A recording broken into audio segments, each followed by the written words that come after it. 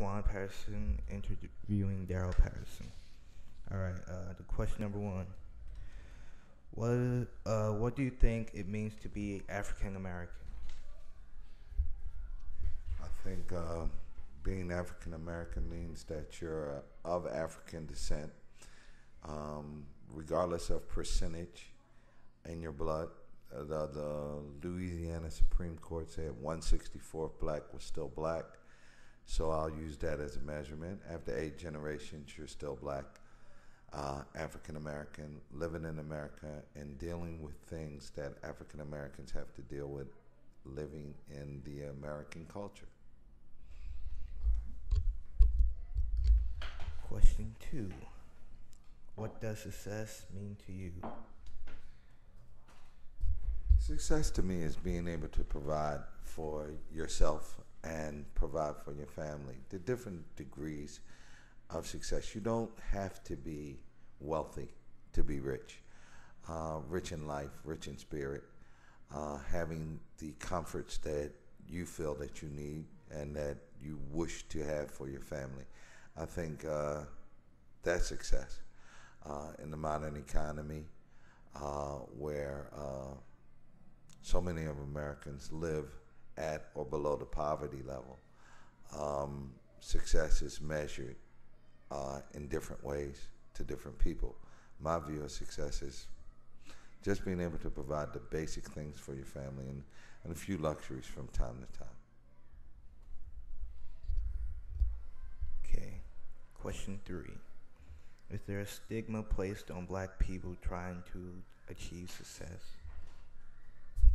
Many times there are. They're viewed as, by some in the African American community as trying to be white.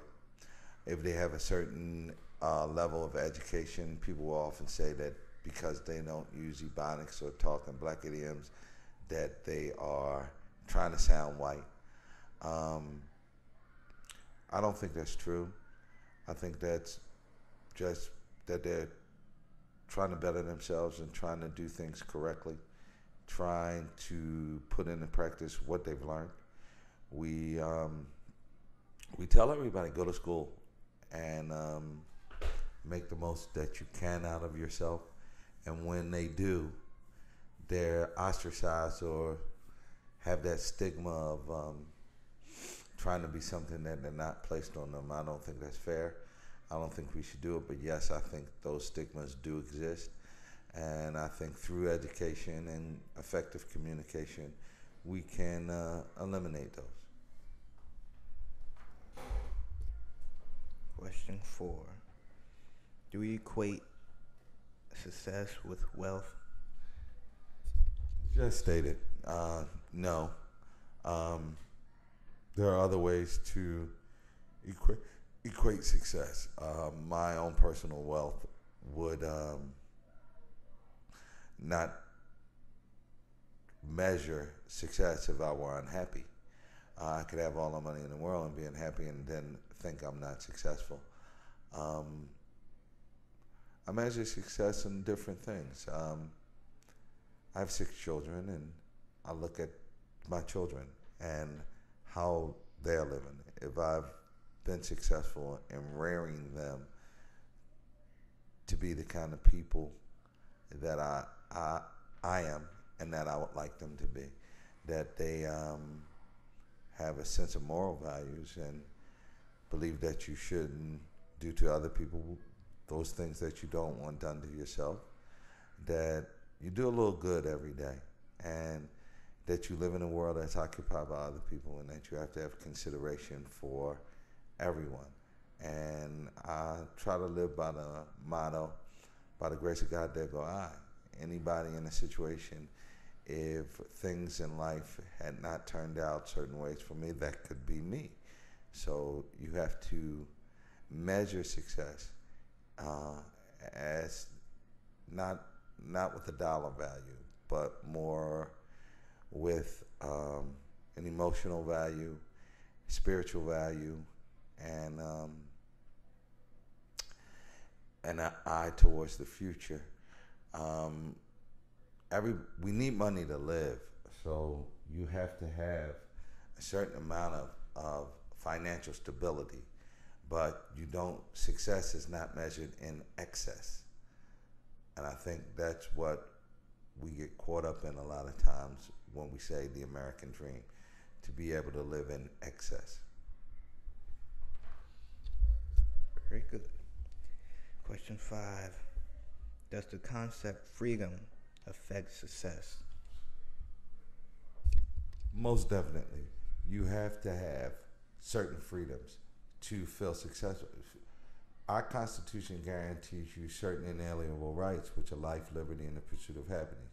You have to be free to pursue what you think is your happiness. You have to have a certain amount of freedom to, in my opinion, enjoy your life. And the fact, the word liberty means freedom. I mean, that's in Declaration of Independence, and it's a tenet on what America was built on.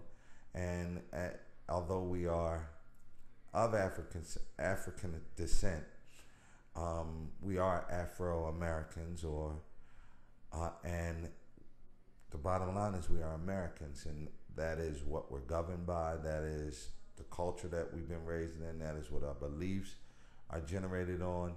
So you must have freedom to be successful. There is no other way. Question 6. Does the lack of freedom affect your day-to-day living? I don't think that I have a lack of freedom. I think that I'm free.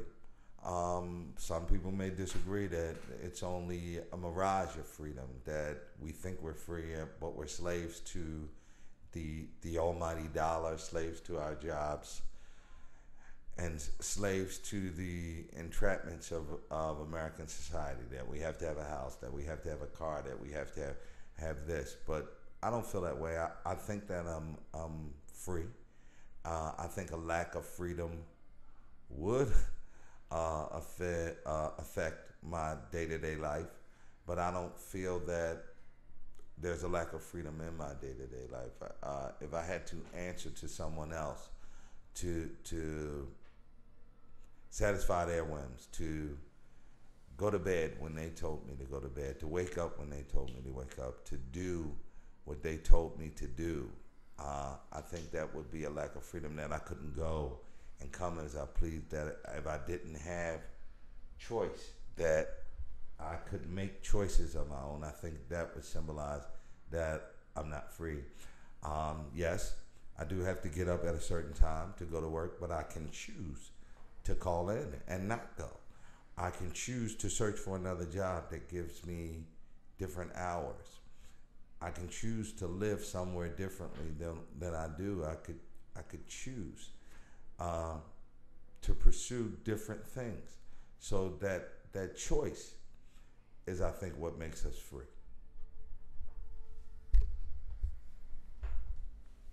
Question 7. What role has society played on African Americans? I think society has played a large role on African Americans. We are victims of our culture. We bought into the so-called American dream, and we want a piece of the pie. And we've actively pursued that our entire time in America. But people don't look at what effect African Americans have had on society. I think we've had just as big an impact on society as society had on us. Black culture has become American culture. I mean, if you look at some of the, if you're knowledgeable and you study some of the things that have happened in America, a black man in Virginia invented the potato chip. A black man invented the stoplight. I mean, at one time in this country, you had things called minstrel shows, where you had white people putting on black makeup, pretending to be black, pretending to be white, pretending to be black.